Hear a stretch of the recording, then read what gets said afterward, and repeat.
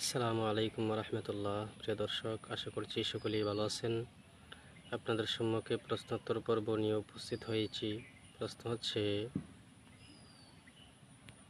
দাড়ি কেটে ফেলা কোনো মানুষের পরামর্শে বা মা বাবার পরামর্শে, মা বাবার আদেশে দাড়ি কেটে ফেলা কি জায়েজ আছে? এর উত্তর হচ্ছে, দাড়ি রাখা হচ্ছে ওয়াজিব। কোনো অবস্থাতেই দাড়ি কাটা যাবে না, কমসে কম এক মুষ্টি রাখতেই হবে। ওই জায়গার মধ্যে মা বাবাও যদি নিষেধ করে তাহলে অবশ্যই এই কথা মানা যাইত না, কারণ দাড়ি রাখা ওয়াজিব। হযরত আলী রাদিয়াল্লাহু আনহু থেকে বর্ণিত আছে, রাসূলুল্লাহ সাল্লাল্লাহু আলাইহি সাল্লাম ইরশাদ করেছেন, আল্লাহর বিরোধিতা করে কোনো মানুষকে সন্তুষ্ট করা যাবে না। হাদিসের কিতাব মুসনাদে আহমদ, হাদিস নাম্বার 1065।